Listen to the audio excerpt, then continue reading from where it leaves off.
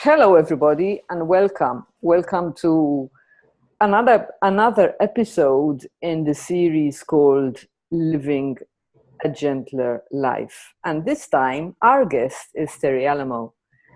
And as usual, and I'm sorry I keep repeating myself, I don't have any background information, very little, except for what's it called? The Center for Sustainable Change. Center for Sustainable Change. But I met Terri when she first joined Amir's group, Amir Karkauti's group. And usually I reached out, but this time I think there was an exchange on the thread of Amir, and then you sent me a message. Now usually I'm the one, so I was really pleasantly surprised, and then I invited you to a conversation, and the rest is history. Now, I spoke a little bit to you about it, and I was quite blown away with what effectively is your healing and your journey through depression and bipolar. And I've noticed that there are many people who are interested in this. I am particularly interested in mental health and mental well-being. And I have a client who I spoke to for a while who has the label of bipolar. But unfortunately, the seed didn't fall, or maybe it did, but he's gone. I don't mean he's dead. I mean, he's gone. He just stops calling, and we stopped the sessions. So, oh yes, there's one thing more I want to mention, which is linked with anxieties. Yesterday, I had an interview, which I did not announce in my group, with a woman called Tina, who had anxieties for 20 years. It was a beautiful conversation. It was 30 minutes long, and she literally walked out of her front door. So guys, if you haven't seen it, if you take the time and watch, it's really heartwarming to see how she literally realized that there's a world outside her front door. Terri, on to you. Thank you for joining us. Thank you for being here. Absolutely. So I guess, I don't know where to start other than to say, I grew up in a very big family. I'm one of 12 kids. And so we all kind of found our own thing to be special at, or thing to make us stand out among the 12 kids. And pretty much mine was given to me. I was given the label crybaby because I was the sensitive kid. I was the one that would cry when I got teased and stuff like that.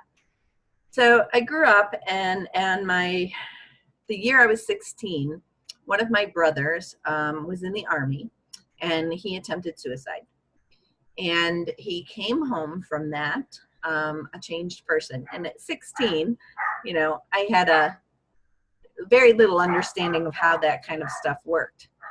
So I blamed myself a lot. I thought, oh, I should have kept in touch with him. If I had written more letters to him while he was away, this wouldn't have happened. And I very much thought, well, love is the answer. You just have to love people and they'll be better. And as I got older, unfortunately, that thought was kind of killed in a way. So when I turned 24, I had 2 little kids at home under the age of 3, and I was purchasing a house. My husband at the time was gone all week long, only home on weekends.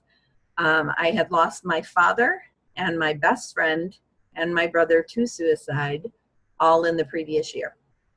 So I was in, when they give you that little checklist of stressors, like I hit so many of them, it was ridiculous. And I was driving to work one day. I actually had 3 jobs that I was going to, which now it just seems laughable. Of course you were overwhelmed. Who wouldn't be? But at the time, it seemed completely normal to be holding it together at that point. And it was snowing, and there was a big snowbank on the side of the road. And I distinctly remember thinking, that's my way out. If I drive fast into that snowbank, everything will be white and cold and calm and clear and beautiful. And the desire was just so strong to have that peace. I sped up the car, and at the last minute, I turned away. And I got to work, and I called my mom, and I was a wreck, and I said, something's wrong, I need help. So my mom came and picked me up. Now, by the time she got there, I had about 20 minutes to sit and think. And I was kind of in a, oh my God, what did I do? I just told somebody I'm crazy. This is bad. I'm home with my 2 kids most of the time alone. They're going to take my kids away. So my mom came and got me and took me to my family physician. Well, by the time I got there, I decided, no, I'm not crazy. I didn't really do that. I made it all up, you know, and I was completely in denial. I was so terrified they would take my girls away from me. And it didn't occur to me to relax until she finally said to me, I hope you realize that because you came in to get help, you will be okay with your girls, and you're going to be just fine.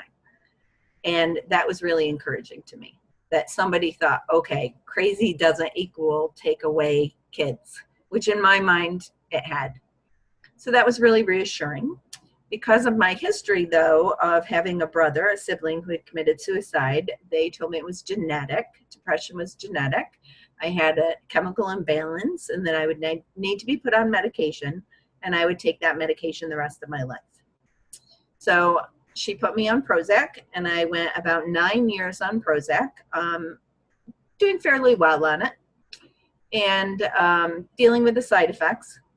And just was consciously aware that I was, you know, when I would get sad, boy, that was a warning sign. We had to go do something about it right away. So about 9 years in, they took Prozac and made it they allowed generics. And so when I took the generic Prozac, it switched automatically, and it really threw me for a loop. And so the doctors started trying out different medications to see if those would help calm things down. And in the process, I had my first hypomanic episode where my thinking got revved up, and, you know, I thought I could do things and took on all these big projects and stuff. And when I brought that to the attention of the doctors, they immediately switched my diagnosis to bipolar and said, this explains a lot of what you've been going through your whole life, and this is a lifelong thing. And when they described bipolar to me, they said there's something called the kindling effect. And what that means is for every time you have an episode, whether it be a sad episode or a manic episode, that the next episode gets worse. So that, you know, every time you have one, you're on the path to getting worse and worse, and that the eventual fate of this is suicide. And the goal is to keep you alive long enough that you die of natural causes and you never get to the suicide. And so that's what they laid out for me as my diagnosis.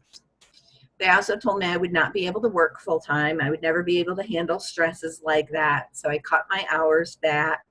I took some time off of work. By the time that they got that initial change of medications under control, it had been 6 months. And I was out of work for that 6 months. I got to the point where I couldn't read a paragraph because I would not take in the written word. I would watch TV and I would get frustrated and cry because I couldn't follow the plot. And by then my brain had just started shutting down. It was just like, nope, there's too much. So there was too many medications. I went through 17 different medications before they got me what they called stable. So we had mood stabilizers and psychotropics and all kinds of stuff. So we got to a point where we found the right cocktail to keep me level. And I was on that for an additional 10 years. So during the process, there were a lot of people that helped. So when I went to the doctors and stuff, they all wanted to help. They were all trying from their heart to help somebody who was hurt. And I had a support system, including my mom and my sister and my husband at the time. But they had been told the same thing I'd been told about this disorder, is that, you know, there's no hope here for anything different. You just have to manage it. And when it was switched to bipolar, they gave me this little book of a mood journal. And I had to track my moods, sometimes 3, sometimes 5 times a day, depending on how often they were changing. So every day I would think about, okay, on a scale of 1 to 10, where is my mood right now? And then I would think about it again and again and again. So I thought that was me doing a good job managing my illness and, living the best life I could live. And I was able to hold down a job. I started a business. It turned out really well. I took care of my mom during the last 6 years of her life. So they started calling me a high functioning bipolar, because I asked a few times, are you sure it's bipolar? Because I'm really doing a lot of stuff that all these other people in the support groups aren't able to do. Maybe I'm not really bipolar. But they said, well, you're just a high functioning bipolar. Don't let it fool you. And then the other little circle that they put you in is they say, when you start to feel better, the medicine's working, that you think you can come off medication. And that's a trick of your mind and you can't trust it because it's something that will get you in trouble. You'll get off medication, you'll cycle again, et cetera, et cetera. So even though I would have these moments where I thought, I really don't think I need this, that made me think I was even more sick because I tied it to, oh, that's a symptom of the disease. So I think when I was first introduced to the principles, I was working as a virtual assistant. I had started my own company as a virtual assistant while my mom was ill. And I was really doing it just a little bit on the side to kind of keep human interaction with adults besides my mom. So while I was doing that, one of my clients, Rich Litvin, referred me to Michael Niell. And Michael needed a new website and some assistance. So I started working with Michael, and I started working with him in 2008 or 9. So it was pre-3 principles, and he was really just kind of learning about it. And, we would talk every day because we were doing the business. And he would occasionally say something like, do you think it's possible that thought precedes feelings? And I'd be, I don't know, maybe, and we'd talk about it a week later, and I'd be, I think you're right. I think that might be true. So when I was exposed to it, it was pretty matter of fact. And I didn't know what he was sharing with me. I didn't know about SID. I didn't know about the 3 principles. I didn't know mind, consciousness, thought. But everything that he presented just sounded like common sense to me. So when he changed over the academy from non-3P to kind of mixed and then to full 3P, I got to sit in on it. So I've sat in on 5 Super Coach Academies. So I think Joe and I are the only ones that have been through Super Coach Academy more than anyone else other than Michael. And in all that time, I learned a whole lot of things, and he brought in many, many 3P teachers. And I think the first thing that kind of affected me was it suddenly occurred to me one day while we were going through it, I'm writing all this stuff down in a journal about my mood. What would happen if I didn't pay attention to my mood? Like, would I crash and burn? And I just didn't get the sense that I would. And I didn't get the sense that recording them was helping me anymore. It just seemed to keep it in the front of my mind all the time. So I stopped. And at that point, I think I was checking in with a psychiatrist every 3 months. And when I went to my psychiatry appointment, he said, where's your mood journal? Did you forget it? I said, no, I stopped doing it. And he got really, really upset and really panicky himself and was like, oh no, you need to do, that's how we know how you're doing. And I said, well, I can tell you how I'm doing. And he's like, no, because you don't have a good perspective because you forget. And I'm thinking, well, isn't it good to forget that you've had a bad day? And it just didn't make sense to me anymore to do it. So I said, well, look, I'm not going to do the mood journal anymore. It doesn't make sense to me, but I'll still go to the appointments. I'll still take the medications. Things are working. So then there was a time when Michael brought in Bill Pettit. And Bill Pettit was telling amazing stories of people with diagnoses like schizophrenia, which in my mind seemed far worse than bipolar. And I don't know why it did, but at the time it did. And I thought, oh my gosh, if he can see health in them, how does that apply to me? But I still really believe that I might be the exception to the rule, so that things didn't really work for me. And they had a discussion about thought changing and everything. And I thought, this is such a beautiful idea for everybody else in the world. And I'm so happy everybody else in the world has this. And at the end of one of the sessions, we went into a break. And I had pretty much said to Michael, I don't think that's true for people who are chemically depressed, because that's a real thing and that changes. And he said, just be open to the fact that it could be. And I said, all right, I'd be open to the fact, but I didn't think, it fit. So the very next part of the process was he was talking about how feelings can change with just one thought. And I definitely didn't believe that. I was like, no way possible. People don't stay depressed for 9, 10 months at a time if your feelings can change quickly. Like, that just made no sense to me and was absolutely not true. Didn't fit with any experience of my life. And he told a story, and he said, imagine yourself in a pool and you're trying to teach your child to swim. And your little girl is very scared, doesn't know about this water thing, doesn't know it will hold her. She's got her floaties on, but she's got a death grip on you. And she doesn't want you to let her go. And you're trying to show that it's okay to let go and it's okay, you're safe and you can swim. And the whole time you're doing this, there's a guy behind you splashing water. And it's going over your shoulder and hitting your daughter in the face. And she's panicking and getting upset. And he just keeps doing it. And you finally get so upset with him that you turn around to yell at him. And you realize he's drowning. And when he said that, my anger that I felt from the story switched to compassion like that. And I thought, oh my God, I'm not the exception. It just happened. My feelings just changed in a second. And from that point, I thought all the things I thought were the exception about me might not be true after all. So I started looking with it. And when I got to the medication, I think the defining factor of why I decided to come off of it was because I had a stomach bug that lasted 3 or 4 days. And I couldn't take the medication because I couldn't hold it down. And I went to the hospital, to the emergency room on the 3rd day because I was having such terrible withdrawal symptoms. And I said, look, you've got to give this to me intravenously because I am withdrawing from this and it's horrible. And they said, we don't have any intravenous antidepressants. You just have to tough it out until you can get the pills down. We'll give you some anti-nausea stuff. And for some reason, it's a weird thought, but I had this thought, if I got plane wrecked on an island or something, I wouldn't have these pills. How would I survive? Like, I would have to go through this hell, of withdrawal. And then I thought, if it's doing that much to me to come off of them, what are they doing to my body? And so I thought about why I was taking the medicine. And it was very clear to me that the reason why was because I was afraid. It was because I was afraid I would do what my brother did. And I was afraid that I wouldn't be able to be okay. And I was afraid that I would hurt my kids or leave my kids or put them in a bad situation. So I decided that making a decision about medication out of fear was not a good place to make the decision from.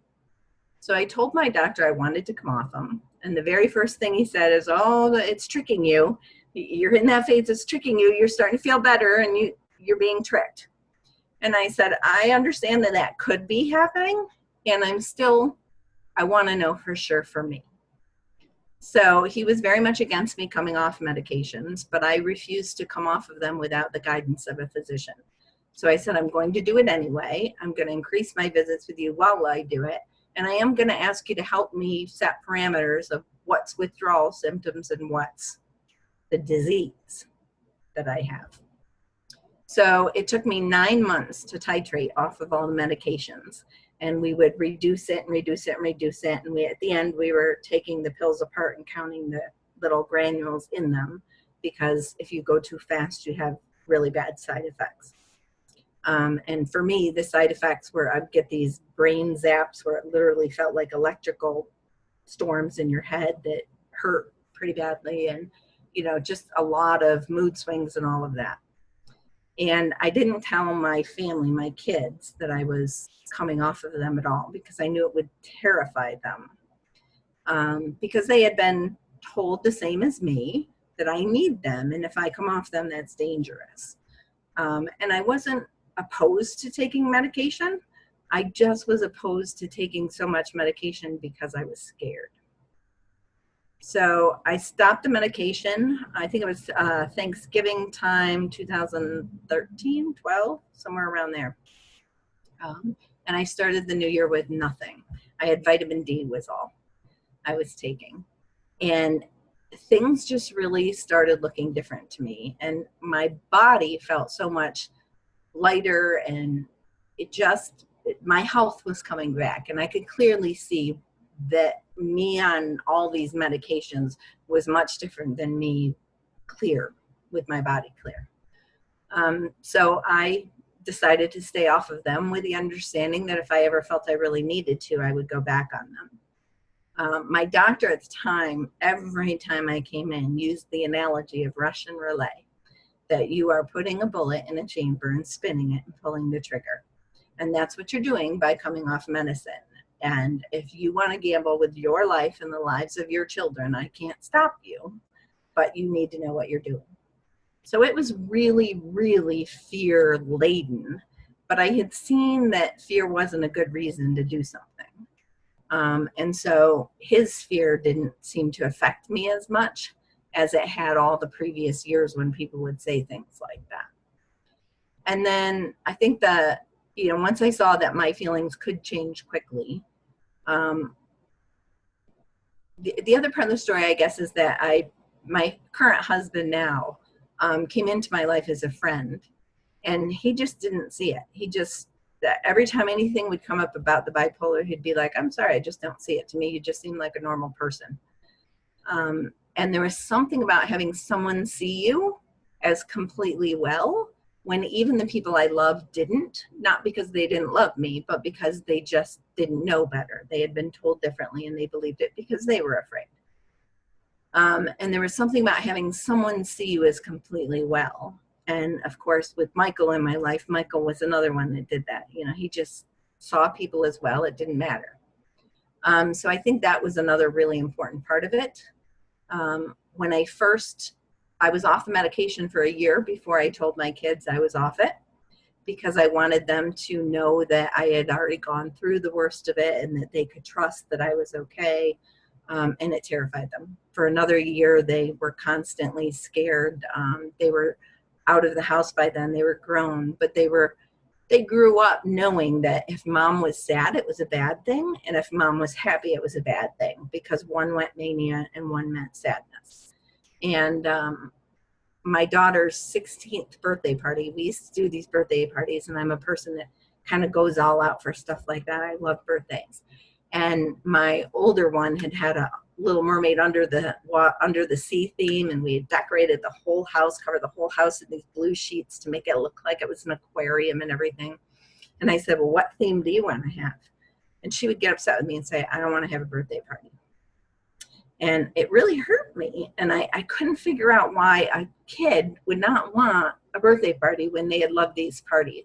And she confided to me after she turned 16 that she thought that would make me manic for me to get all excited about her birthday. And she thought it would make me sick. And that's why she didn't have a 16th birthday party.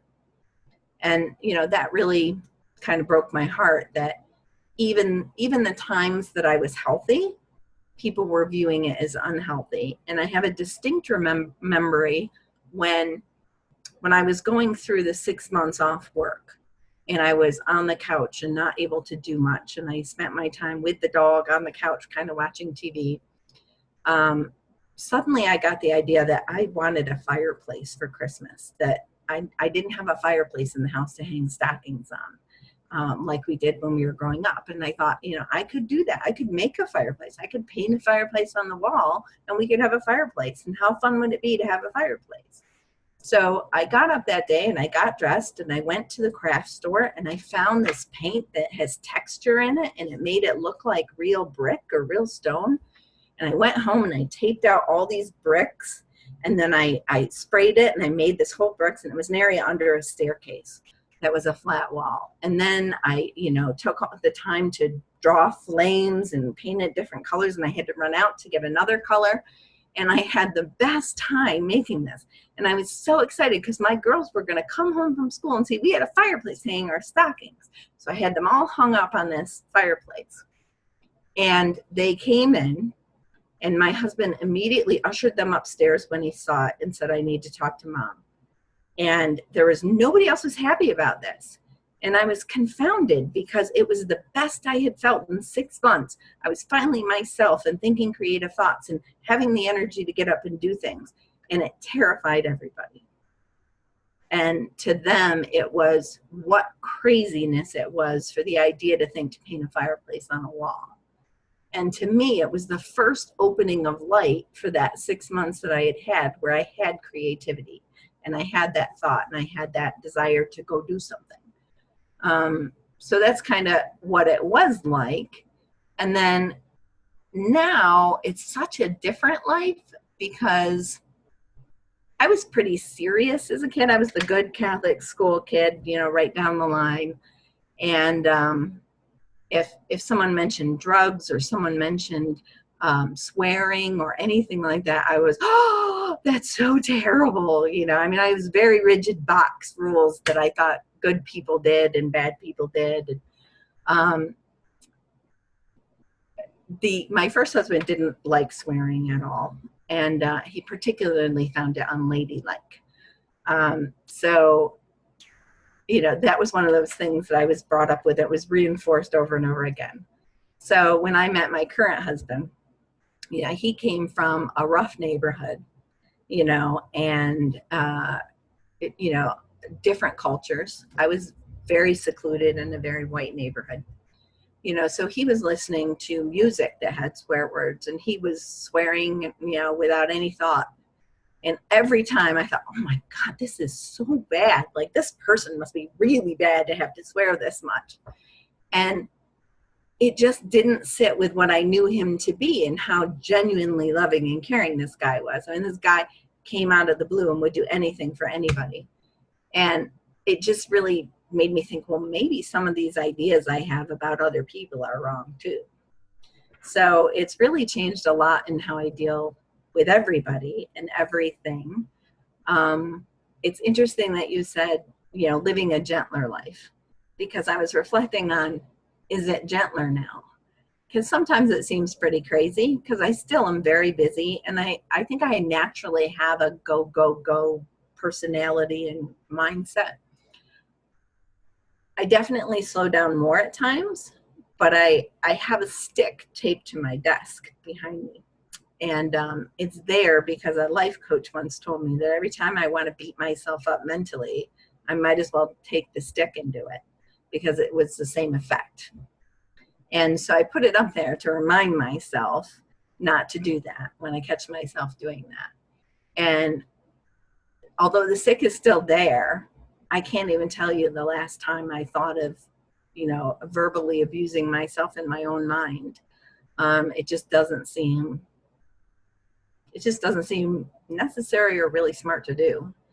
And I would have never thought that would change. I thought that was my personality. I thought it was when you draw a picture and you do it in black magic marker, you know, so the permanent kind that never goes away.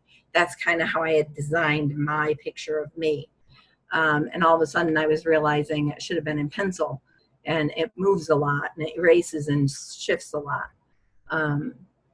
So it is definitely a gentler way of living. And I have compassion for all the things that did go wrong. You know, I mean, I could be really angry and think, well, 20 years of my life was lost. The only thing I really wanted to be when I grew up was a mom. And the first 20 years I had with my kids, I was on so much medication. Much of the things I can't even remember. And much of it was haunted for them by fear. And that can make me really angry and bitter about the psychologists and psychiatrists and all of that. But to be honest, I know every one of them was trying to help. Even the guy that said it was Russian roulette was genuinely scared because he didn't know better. He didn't know it would work. And I made myself go to him for a year of follow-up afterward, after I came off the medication, because I really wanted him to see that I was okay and not just disappear because I didn't need him anymore. And that's basically, in a nutshell, there's a lot of ways the three principles have changed me, made things more gentle. But that's the gist of it. Wow. Wow, Terri. At first, if I'm really, really truthful, I was overwhelmed. I had heard some of the story before, but when I heard it all again, I thought, when you started talking about the generalization of medication or whatever it is you said, I was saying, what? And I felt myself getting angry, feeling compassion, and trying to understand why the psychiatrist would use that metaphor of the Russian roulette, and coming to these same sort of conclusions that you really, really nicely explained to us right now. And when you were describing the fireplace, I wanted to hug you. It's a great fireplace. I took a picture. It's one of my favorite artistic projects I've ever done still to this day. Do you have it? I do, but I couldn't pull it up really quickly, but I do have a picture of it. I can share it later. What I'd like is that when we add this to the group, that we put up the recording, I'll just include this beautiful, beautiful story. Because what I saw, Terri, was the child at play again. And I think this is what's asked for us, play. And sometimes we take life seriously, sometimes we don't, but, you know, it's a beautiful, beautiful story. And it reminded me of, I was taking some notes, and it reminded me of a TED talk that I've listened to of Andrew Solomon. I'm not sure if I'm quoting his name correctly. And he talked about benefiting from our past, forging, I don't know exactly what he said, but I remember posting it in my group, and it's well worth a listen, to not become victims of our past, basically, and to use it to impact humanity. Stories really are very powerful and encouraging, and I really feel loads of love and compassion. So how long have you been off medication now, Terri? Is that a fair question? It was 2012, 2013, so 5 or 6 years now. And your children, in the first, it took you a year, and I think that was really a wise decision that you took you a year to not tell them. How are they now? That's what I'm curious. It probably took 2.5 to 3 years. One came around a little quicker than the other one, but now they don't get scared. So the other thing I did was, for a while, I was scared to say I was sad over something, or scared to say I was excited over something, because I knew it would trigger their feelings. And then I thought, well, what I'm doing is I'm reinforcing that. So, I would be gentle about it, but when they would say, how are you? I would say, oh, today I had some sad feelings over this happened, and it made me a little sad today. And you could tell they would start to get anxious, and I'd be, but, it's okay, and I'll be fine. And, everybody experiences sadness and stuff. And it took probably 3 years before they fully trusted that I could have something bad happen and not get sick from it. And now it's really nice, because both of my children are anxious, and they take anxiety medications from time to time for it. And, I hope at some point they begin to see a little bit of how that thinking plays in. But about 2 months ago, I had some steroid shots in my hips, because I have bursitis in my hips. And I have a reaction to steroids that we found out. And there's a thing called steroid psychosis. So when I take steroids, I have a reaction, and it makes me very emotional. It makes me very angry, like roid rage type stuff. And sometimes I hallucinate or have auditory hallucinations when I'm on steroids. So the doctor told me I needed steroid shots, and I thought, well, okay, here we go. We're going to go through a 2-week period of me not being my best and that type of thing. And this was the first time I said to my girls, I have to have steroid shots, and this is what I've done to prepare. I've lightened the workload. I've told everybody I may cancel things if I'm not up to it and stuff like that. And they were like, oh, that sounds really smart. Do you really think you need to cancel stuff? You do pretty well. And so they were coming back to me, pointing out my health. And so that was really interesting to see. And I do have to say that, there are lots of reasons for depressed chemical thinking. And, one is vitamin D deficiency, which they later found out I had. One is B12 deficiency. One is thyroid disorders. All of those things can affect and cause chemical changes in the brain. But so can thought. And the fact that the chemicals change in your brain it's not an equal thing to that means you're ill. It's just okay, I might have more of a hair trigger for things. I might get a little upset a little quicker kind of thing. But to me, what I used to think was keeping the world safe from me was I had to monitor and close myself down and make myself small. And now I think it's being fully out there and saying, okay, yeah, I'm having ups and downs. And if I get emotional, you'll just look past it for it. And you know what people do when you tell them that? When you say I'm on medicine and sometimes it makes me cry for no reason. So if you are good with ignoring my crying, we'll get through the conversation. They're wonderful. Human beings are wonderful. They have compassion for people. And I've always been a crier from the time I was little. And I think it doesn't even equate with sadness for me. If I get frustrated, I cry. If I think something's beautiful, I cry. So, people in my more immediate circle have just learned that's who I am. And it doesn't mean something terrible anymore. So that's been really nice to actually be able to experience even the scary stuff. And when you're on something like steroids that affect you and you're not seeing things correctly, it brings back all those fears of, am I really sick? Am I really broken? Is this really the real me coming out kind of thing? And when you're not in it, you can clearly see, oh, well, that was just the medication. But being able to go through it for 2 weeks and then have the experience of being okay afterward and being, fine even during it. I remember having a conversation with my husband and I said, stop. And he said, what? We're in the kitchen. And I said, somebody else is talking. And he said, no, they're not. And it was auditory hallucinations. And he said, do you hear things? And I said, yeah. And he said, that's so cool. Are they saying anything fun? And he's just like that. And because he so clearly sees my health, he doesn't get fooled at all, even when I get fooled.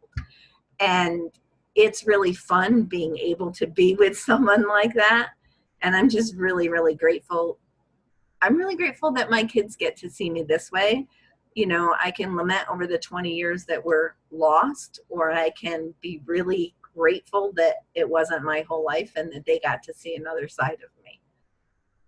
Wow, Terri. I'm blown away. I really am. And I'm blown away by the fact that your current husband always saw through your sadness and thought he saw you as a complete whole being. And that takes me back to what Sid says, or what Bill says. I think it's Sid. A little love and understanding can take us so, so far. And he was never afraid. So even if I did get emotional and freak out or lock myself in the bathroom and fall asleep on the floor crying, that didn't scare him. He just knew I would be okay at the end of it. And, he was there. And, if I needed help, I would ask for help. And he knew that. And just, I don't know, that blind trust that he knew I was okay when I didn't know I was okay allowed me to kind of let go of the thinking that I'm not okay. Brilliant. Now I'd like to open this up to questions. Is that okay with you, Terri? Sure. So I know we're not many, but could you use the hands up thing, or actually now I've put you in gallery view. Who'd like to comment, ask a question? Please feel free. Paula, I'm going to unmute you. Hey, Paula. Hello. Hello. It's really, really nice to hear, and thank you, Terri, for sharing, because I've gone through my own thing with, with illness and a bit of depression, but my thing's been not sort of mental health so much, but my niece, and I won't say too much about it because I'd really like her to see this. My niece has recently being diagnosed with bipolar and, you know, a couple of other things there. And it almost feels to me as though that's kind of taken over the whole narrative of a life. And so it's, and I think there are people around her who see her through that narrative. And there are people around her who see her for who she is, who she really is. You know, I've always seen her that way. And so it's really lovely to be in this conversation with you, who's somebody who's very clearly gone through it. And I can feel how much you've gone through it, having gone through something similar but different myself. But to have that connection with somebody who's out the other side, and you know, and who's so well, and who's not scared, and who's able to live life. And if you think about it, when we have kids as toddlers and they lose it and they get caught up in their emotions, they freak out and they scream and kick and throw themselves on the floor. We never get into it, and we never take it personally. We feel compassion for them. Oh, look at them. They are so caught up in it. They're going to be fine in a minute, but it must be really rotten to go through it right now. And that's how we see it. But for some reason, when they're teenagers and they're your kids or someone special to you, you start thinking it means something about you or it means something about them, and you turn it into something more than a temper tantrum. And in reality, we have temper tantrums, and sometimes it's not angry, sometimes it's sad, or sometimes it's confused, or sometimes it's frustrated, but they're just fleeting, like temper tantrums. But when we see adults do it, we assign that they shouldn't do it, and they should be more mature, or they should be more controlled, or all these shoulds, about it. And if we saw human beings as 2-year-olds throwing temper tantrums and didn't take things personally, I think we would all be a lot better off. Yeah, it's interesting you say that, because my other niece, I'm also really close to.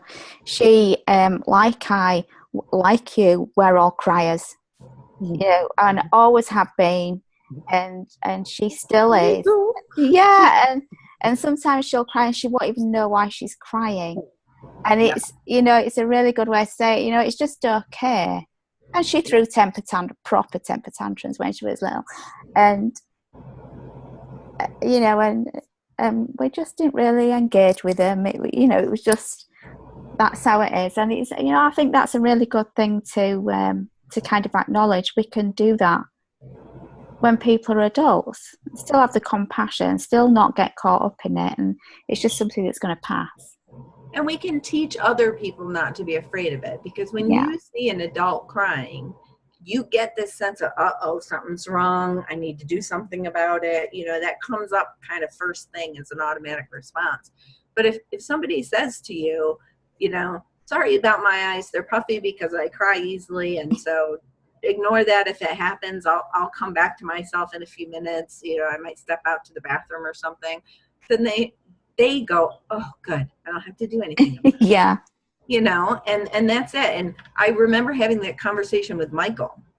And I think we were talking about salary or something that I had a lot of thinking on. I was asking for a raise kind of thing. And I was like, I just had a lot of thinking on it. And I said to him first thing, look, I have a history of crying when I care about what someone thinks about me. And I can already feel that this is kind of coming up.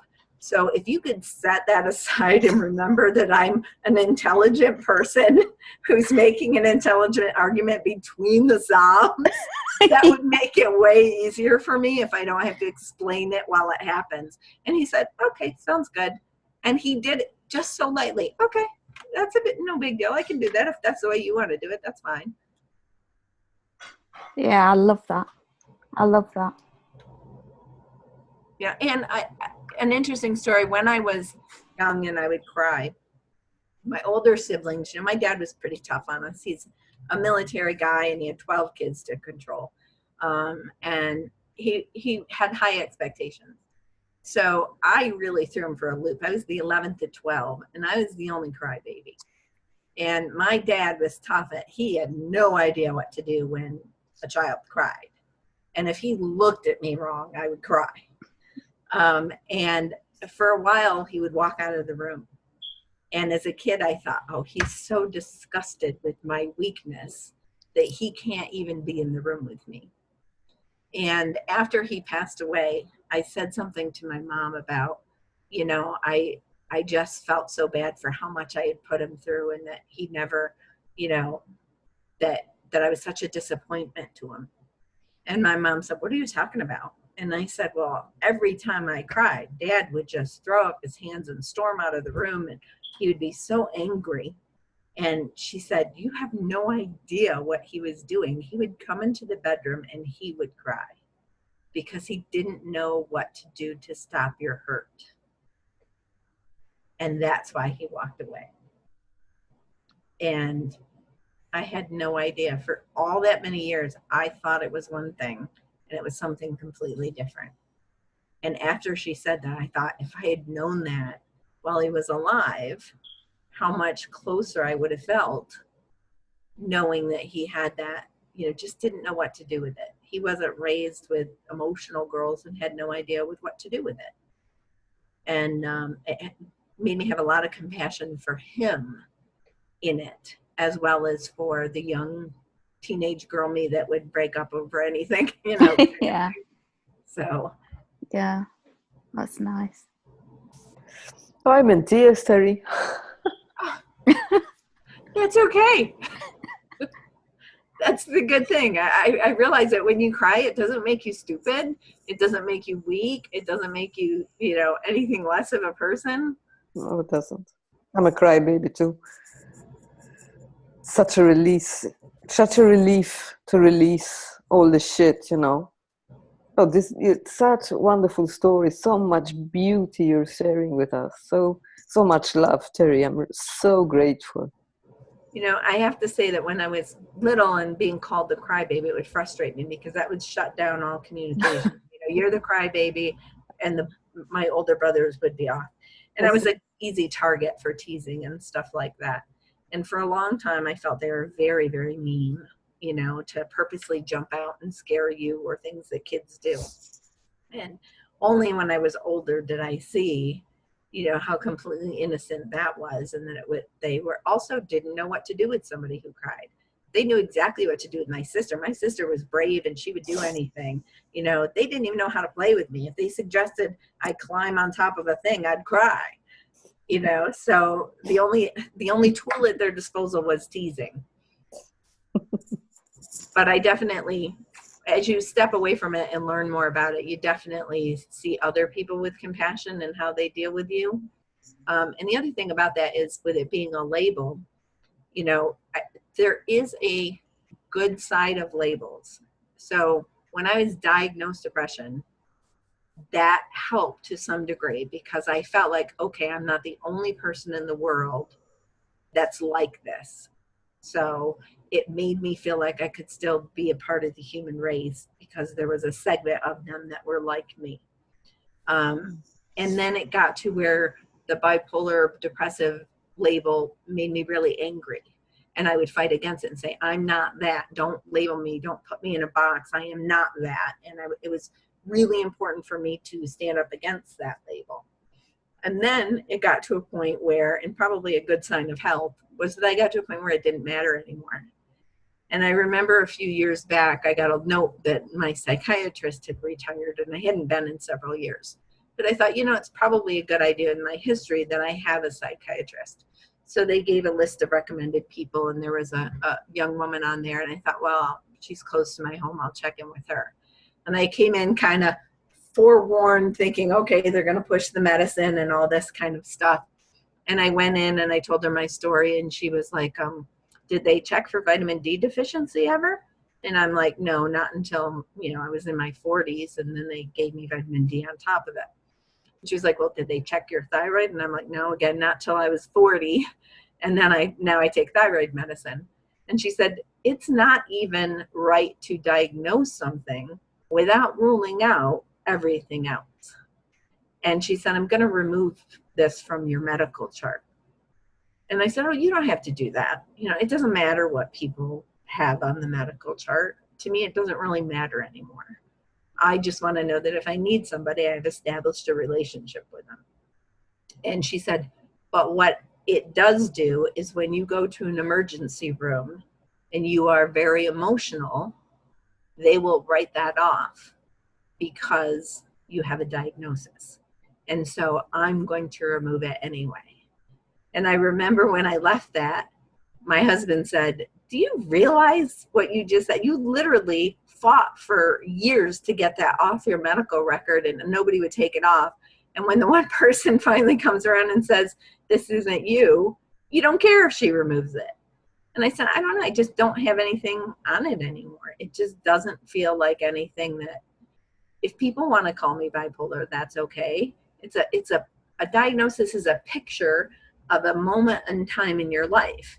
And if you took a picture of me with red hair, you'd say I was a redhead, but I wouldn't be a redhead for the rest of my life, you know? And it seems so silly to me now that anything we do for a moment in time, even if that moment is 20 years, to make that a permanent hard black marker line just doesn't make sense anymore. So I can understand the people who get diagnosed when they feel a sense of relief that, hey, I'm still part of the human race. I'm not the only one going through this. And I can understand the people that are really angry at their diagnosis and really fighting it. And I can understand the fact that eventually, if it doesn't matter to you, that's probably a sign of good health.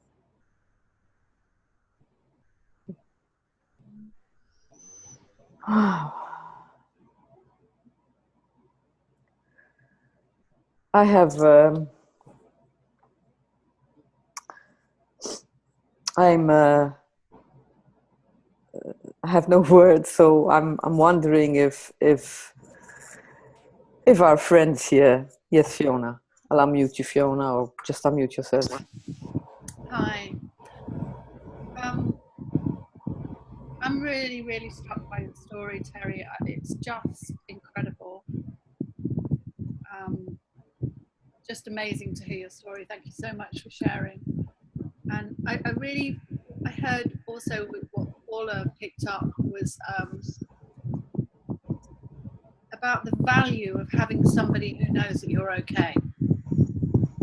Because I suffered very badly with depression. I didn't understand that I had depression for many years. And I actually feel that my whole life and who I am became became it was like when I look back now, I sometimes feel real sorrow because I think had just one person reached out to me and shown me that I was okay and given me a hug when I needed a hug and that sort of thing, that I would have been such a different person. And now I realise what strength, what resilience, what power I have within me, and still I play a small game because of this historic ingrained thing that somehow tells me I'm not quite good enough. And I just think it's something for us all to learn with children, is that, you know, they're okay, and you know, and people we coach obviously, but that they're, you know, they're all okay, and actually we're all whole and perfect, and I think that's so valuable, so valuable. And it's very difficult, you know, when a child's upset, it's very difficult to know exactly what they need, but when you think about it, oh, I hear an echo there. When you think about it, if a kid falls down and skins their knee, you don't panic as a mother because you know that they're going to heal. They have a system that takes care of that for them. And so you don't project fear about it. You say, oh, you're going to be okay. Yeah, it hurts a little bit right now, but you're going to be okay. And if people did... Oh. Diane, you just muted Terri. Sorry. If people did that with mental health, that when someone was crying or someone really looked crazy, you know, we're all afraid of that, you know, and even me to this day, I mean, I think lots of people probably were scared of me when I was really angry or upset, but even to this day, if I see someone that's there's that immediate, is this the exception where I should be afraid? before I go, wait a minute, there's no exceptions. But because we've been taught when people are irrational, that's dangerous to us. And then the first thing you do is you try and put them in a box and fix them and all that stuff. And Judy Sedgman told the story about a veteran that she was working with in her group. And the veteran was very upset and started talking about, blowing up things and stuff like that. And the other veterans around him got very, very concerned for his mental health, and they had him committed. And when they were talking to Judy about it, they said, what would you have done? And she said, well, I wouldn't have had him committed, because what he was doing was he was coming out of fear. He was reacting out of fear, and that's the only thing he knew as a response to fear. And if he had been accepted that, oh, it's okay that you're having these thoughts, it doesn't mean you're going to do anything, and we're still going to hang out with you, and we're still going to have fun with you, and it'll pass, and when it does, we'll be here. It would have come out much differently. And anytime that you react quickly and from a place of fear, you're reaffirming the fact that they're broken. There's something to be afraid of here. And, if you're a mom and you've told your kids you can't go near peanuts because you're allergic and they're afraid of peanuts, they get that sense and they remember that and carry it through in their life. And it's the same thing with emotions. If kids are afraid of expressing emotions, if teenagers are afraid of expressing emotions because they think it's permanent or they think it will break them or it means something about them, the weight that comes off of all of that, if it's just, oh, that's what people do when they feel sad. I remember when my girls were in high school, we had a routine because I felt helpless when they would break up with boys or a boy would break up with them, just seeing them sob and being so caught up in the pain of it. And it just broke my heart. So we had a routine that the rule is if you came home and you had that, you could talk about it for a little while. We gave 10 minutes. And then we would go get chocolate lava cakes, and then we would watch The Music Man on TV. And they were allowed to stay on the couch all night if they wanted to. And that was the time to heal or whatever.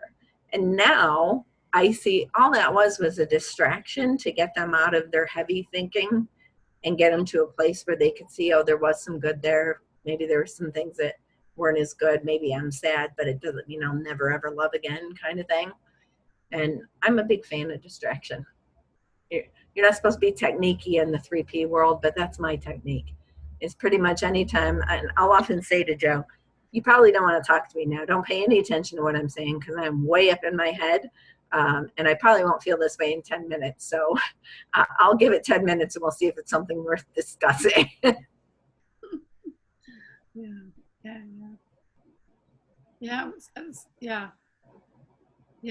I think I just needed someone to kind of believe in me so that I could believe in me somehow. I mean, how on earth I ended up with such twisted thinking, I do not know. But I went through a period of, when I first started learning about the principles, I went through a period of almost grieving for the person who lost her life.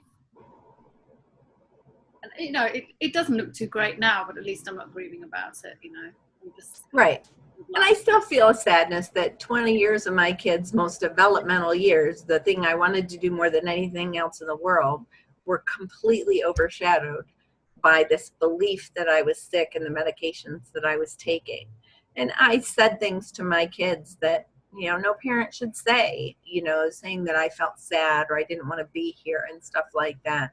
And, the fact that it used to bother me that the fact that I was a parent and I loved my kids so much, that should be enough to override and not make me say those things in their presence. And I should somehow be aware. And I was really judgmental about myself with it.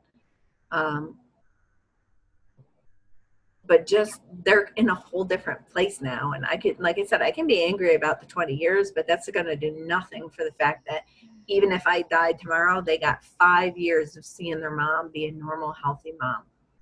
Yeah. And I love the stick idea, actually. Yeah.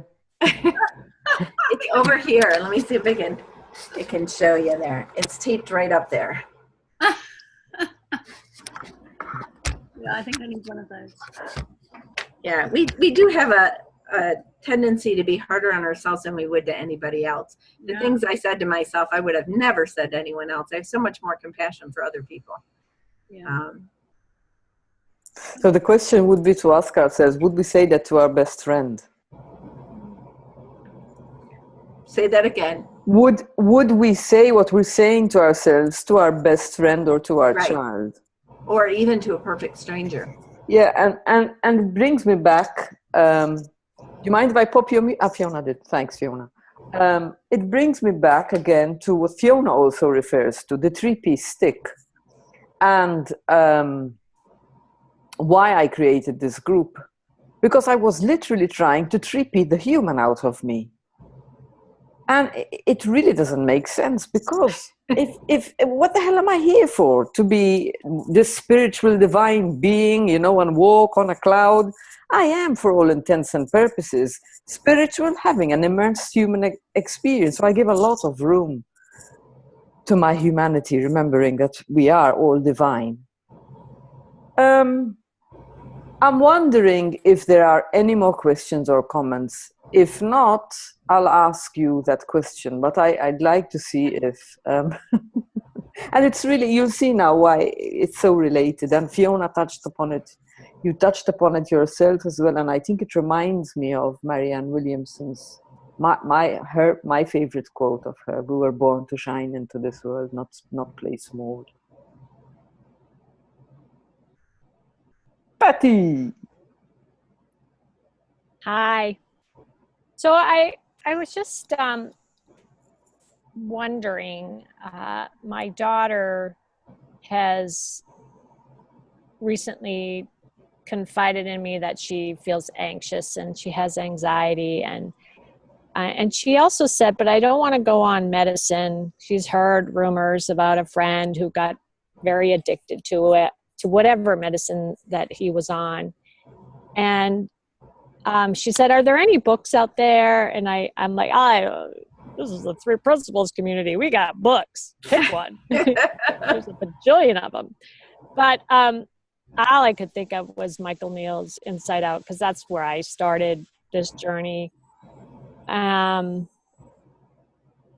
then there's a podcast, but that's about, I mean, I'm done, because as a mom, I don't want to hover, or, you know, the journey is hers. Like the other day I said, did you listen to that podcast that I sent you? Like, oh no. So I just have to step back, but I really have a lot of anxiety myself. I don't want her to get on the roller coaster of anti-anxiety medicine, because I just feel like in our culture, we're just like, that's the first place people go is to put people on medicine. And instead of, you know, Diane, just recognizing our humanity and the roller coaster that is. So I have some fear around that myself. I can't be logical when it comes to this idea of putting my child on anti-anxiety. I mean, she's 21, she's not a child anymore, but I don't know, Terri, would you have any thoughts about that? Well, both of my girls at different times have been on anti-anxiety medication. Now, my oldest one actually got to a point that she was losing it so badly, I physically had her committed, which was a really, really hard thing to do. And she was pretty angry with me for quite some time.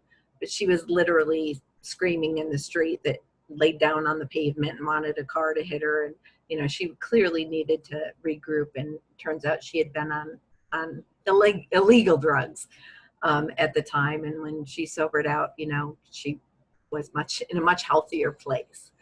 My youngest one has been anxious by nature from childhood. She, I remember in kindergarten, she went to for our first teacher conference we went to, and the teacher said, had I not met you and gotten to know you, I would have assumed she came from an abused childhood, because the way she reacts to the least amount of criticism is very extreme. And I said, honestly, it's just her personality. And she was a kid that I never could yell at, or never even could get there, because she was always beating herself up so much for anything she did wrong that I never really needed to do that. But She's just a very sensitive kid to stuff like that. Now, this kid, even though she has anxiety, she will tell you things that would make, like, for example, she comes out of college, and what does she want to do? She wants to join Teach for America. She's a very petite little white girl. She wants to join Teach for America, go to the hardest school she can find in the South with an all diverse population that won't accept her. And she's going to go in there and teach these kids. And there's gangs and there's shootings. And I'm going, what are you, nuts? You're my child. Don't go toward danger. You don't run toward danger. And I actually said to her at one point, what about your anxiety? And she said, well, just because I have it doesn't mean that I can't do things. And then I was like, oh, you're right, it doesn't. And then I could see that it was my anxiety about what might happen to her that made me nervous and anxious about it. So I think if she sees that you aren't panicking, and it's hard because you feel scared, but if you don't panic and you give the impression that I know you're going to be okay, you're smart, you're made of the same stuff that everybody else in the earth is. People get their anxiety all the time. You've got it in you to do it. And if you need to take medication for it, you'll make a good decision about it, and talk to her about where good decisions come from. Does it make sense to take it out of fear? Does it make sense to take it just to calm or feel better in the moment? Is it something they have to do forever, or just to help you through? Is there something else that would do it? Because really all medication is a distraction, a break in the busy mind. The whole point of that, when you take a Xanax or something, is to calm down your thinking and give yourself a break. And if she doesn't know how to calm it down in any other way, if that allows her to calm it down for a short period of time, that's a different thing. Now, there is a huge difference between taking Xanax on occasion and taking Xanax every single time. Because they once put me on it they wanted me on it for 2 weeks. It was one of the worst things ever to come off of. I was more anxious coming off of that stuff than I ever was that started the whole reason for taking it. Right. But on an occasion to take it, I don't seem to have any desire to take it all the time. And you take the least amount that you think will help. And sometimes just a walk around the block does it. And sometimes watching a movie does it. So there's other ways that are healthier for your body. And it's not the end of the world. And it doesn't mean that she'll become addicted. And even if she did become addicted, it doesn't mean she's any different than she always was. Beautiful. Thank you.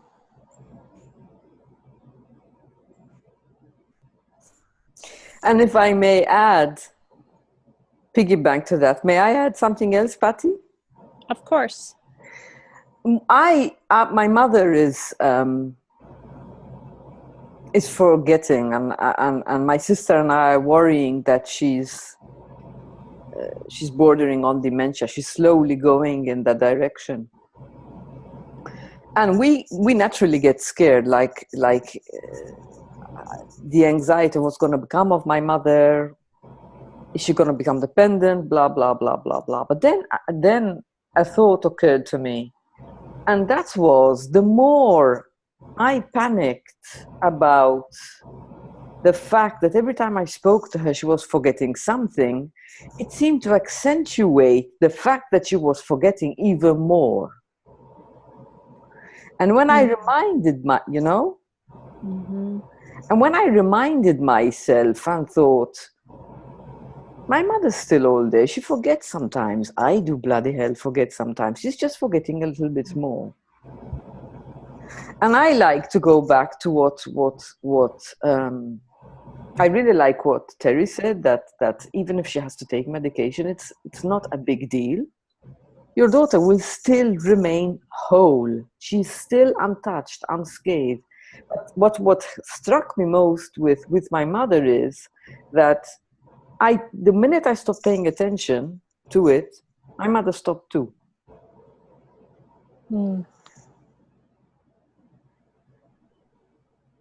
The power of thought. Another thing that's really been helpful to me, so in all the coaching sessions I've had with lots of different coaches, the thing that always brings me around best is when somebody points to me, my own wisdom. Yeah. Because you don't see your own wisdom because it comes cloaked sometimes, or it doesn't look like wisdom to you. You have a lot of judgment on it. So I remember one time with Mark Howard, I had decided, yeah, I'm broken. I'm pretty sure I'm broken. I'm going to convince him that I'm broken, and, you know, kind of thing in the conversation. So I kind of went in with that mindset, and I said, look, you know, I was diagnosed for many, many years. And he's like, mm-hmm. And I'm like, no, this is really bad. Like, I took a lot of medicines to control this. Mm-hmm. And I said, no, you don't understand. There would be this point sometimes when I would be crying, and I would know that if I just pushed the envelope a little bit further and cried a little bit harder, I would pass out. Now, who would purposely do that? That's a conscious choice I was making. It's so terrible, and I'm such a terrible person to do that, and how scary it was for my family. And he said, that's really brilliant. And I went, what? And he said, your body knew that you needed rest and your mind needed to calm down. And for you, it knew that if you cried a little harder, you'd pass out, you'd fall asleep on the floor. People would get a little worked up and scared, but you would wake up, and how would you feel? And I said, better. And he said, right. So you found a way to calm your own thinking. And maybe it looks abnormal to other people, but to you, that was your wisdom taking care of you. And I had not seen that before. So when people point out the things that you've already done, so if she's anxious about one thing and you say, well, look, you overcame that. You know, remember when you felt the same way when you're about to give that speech, and then you gave that speech and you realized how silly it was to work yourself up over it? Just pointing back to, you've done this. For some reason with our kids, we want to protect them and make sure that their life is as easy as possible and they don't have to climb the hard hills and stuff. But they're born to do hard stuff. Like, we're designed to do hard stuff. If you look at the history of human beings do really hard stuff. And she's made of the same stuff. So, you know, she's got everything to handle. She's got the stuff to handle an addiction. She's got the stuff to handle anxiety. She's got the stuff to handle the loss of a parent. She's got the stuff to handle anything. You know, and I think we just forget because we care so much about them. Our own fear kind of does that. My mom used to say that our kids were only on loan to us. And, you know, I used to hate it at first because I thought, no, they're mine. They're mine. I had blood, sweat, and tears in these guys. They're mine, you know. But as I got older, it kind of comforts me to know that there's somebody out there, some source out there, whether you call it God or not, that loves that child more than you do. And they're not going to ever go away. You know, that sense of where they came from is never going to go away.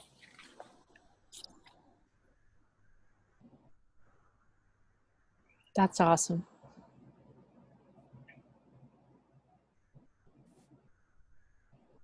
Thank you. Thank you, Patty. You're awesome too. And I do have to say, full disclosure, my kids are where I get caught up all the time. That is my first hot spot, is with them.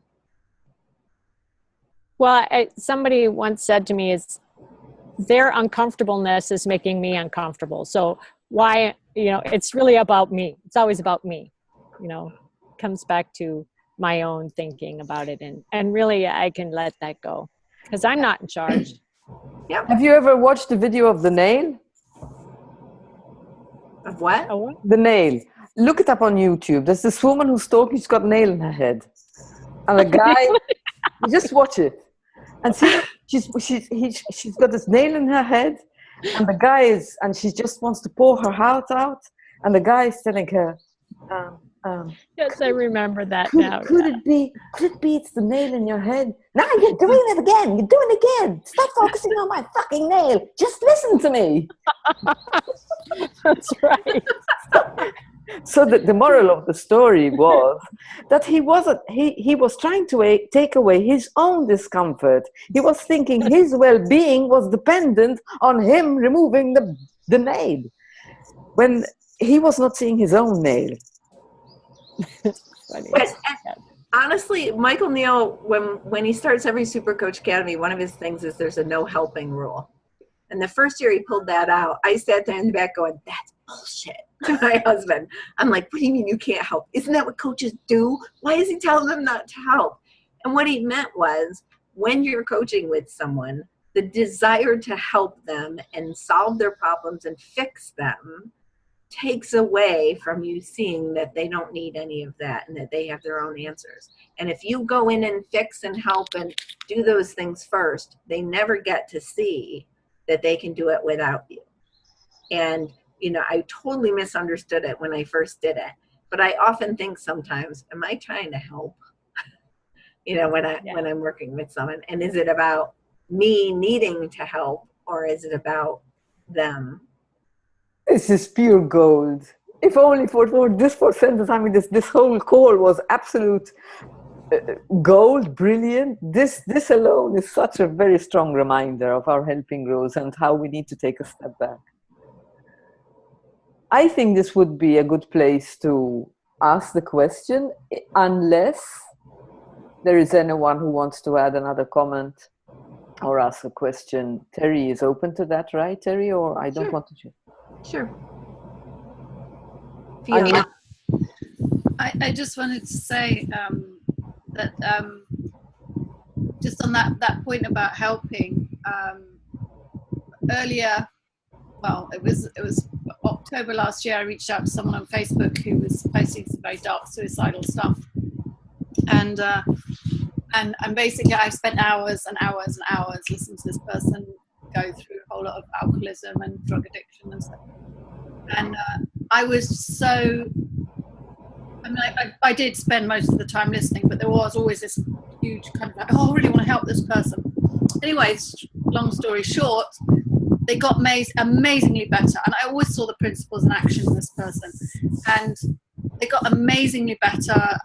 Like 3 months, completely dry, completely off it, over 3 months. And then they had a relapse. And I sat there, and because I'm the person he called, and I sat there thinking, shit, I don't know what to do. But actually, I've seen you come through this again, so you kind of have the answers. And now I just, it's like, well, I have the answer to this. There isn't anything I can do. I kind of know there's nothing I can do. All I can do is be there. Well, and being there is a huge deal. Just not being there to solve a problem, but just being there with another human being as they go through something, I think is, whether it's addiction or whether it's emotional pain or whether it's physical pain or whatever it is, just being present and letting the person go through it, and just having that anchor of there's somebody else here. When I think I can't do it anymore, there's somebody else here that knows I can.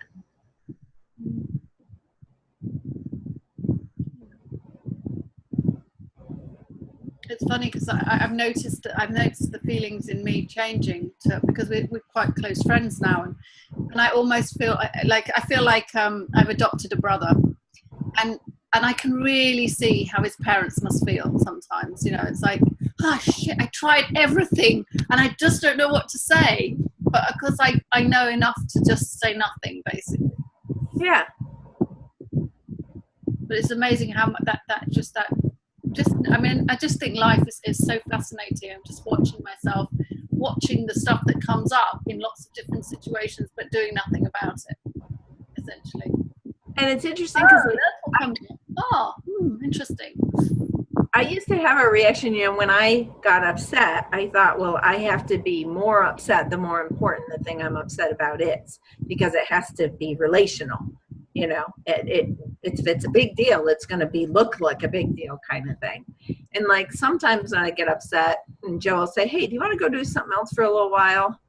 I'll be like, I don't know. And he'll be like, oh, would you rather continue being upset? And then it just seems so silly to choose to be upset over doing something else. I'm like, okay, I'll go, but I'm not going to like it. And he's like, that's fair enough. Because part of you does want to justify how hurt you are, and if you can just let the hurt go easily, it doesn't seem like it seems like you're bailing out or saying it's not important, you know, and the truth of the matter is none of it is important. I mean, everything that looks like a problem when you're in love with people doesn't look like a problem. And I forget all the time, and I get all caught up in fixing the solutions and solving the puzzle and what to do and all that stuff. But ultimately, I know that if I'm in a different space, it would just look like a circumstance. It wouldn't look like there was anything on it. It's interesting because my niece, she's what, 15? No, 14, and she split up with a boyfriend recently, and she sort of said to me, "Oh yeah, we split up," and I cried for a bit, and then I stopped, and she sort of looked at me as if to say, "I think I should have cried more," and I just smiled because I just thought, "You got it," you know. Yeah. And the great thing is we can choose to cry more. And anytime we can choose to stay in it as long as we want to. But we don't have to. My mom used to have a saying that pity parties were only allowed to last for 5 minutes. So if you came in and you were angry, she would go, okay, you got 5 minutes. And she'd let you rant and yell and say whatever you wanted to say. And when the 5 minutes was up, she's like, okay, that's over. What do you want to do now? And it was just non-negotiable with her. So you had to move on.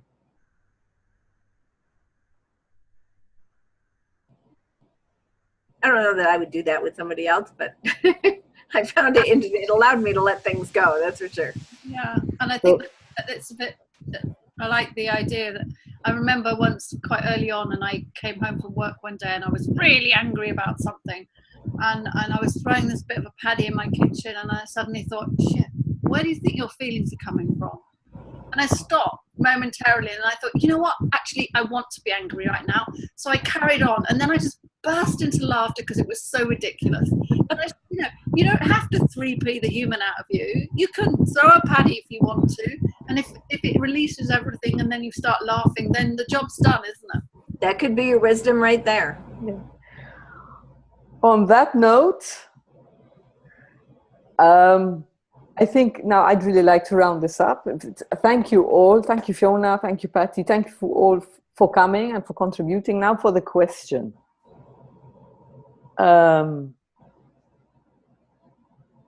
So some weeks ago, I changed the name of the group to BUTV, and because it was You Can't Repeat the Human Out of You. And you did touch upon being yourself, and Fiona said, playing small.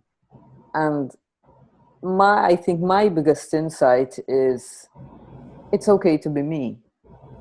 And I think I've made it my mission to teach others to be themselves, hence BUTV. So I'm curious, what is being you for you? What does it mean for you, Terri? Well, first of all, I don't think anybody can not be them. You know, even when they're putting on a show, they're still them. Like, you can't take the you out of you. But on a deeper level, I think if someone said that to me, the helpful part of that would be not the you that is Terri and had bipolar and has kids and is a mom and has all these roles and executive director and all that. The BU is the stuff that came before all that. The BU is the stuff that it's the Play-Doh that you're shaping. So if you can be the Play-Doh and you can just be content that sometimes you're going to look this way and sometimes you're going to look that way and just not hold it quite so hard. BU kind of speaks to the personality part.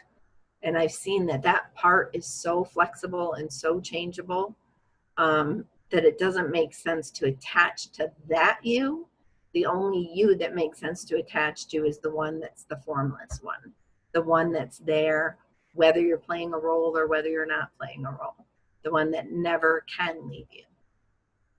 So that's what I would say, I guess. Okay, that's what it means for you. Mm-hmm. Okay, thank you, Terri. I really, really enjoyed every second. Thank you. Thanks for having me. And for being so willing to share so much, even about your children, everything. You were so open and so willing to just put it all out there. Oh, lot of people get scared off by things, and if I'm not going to talk about it, then I'm adding to the fear. I'm adding to the fact that it is something to be scared about. And the fact that you can have depression and not be scared about it is perfectly fine too. And nobody ever gets to see that side of things. So there is hope. Thank you, Terri. Thank you, everyone, for contributing.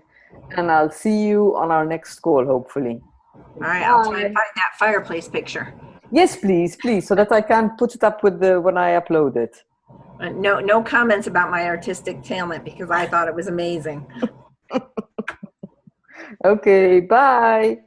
Have a good day. Bye. You too.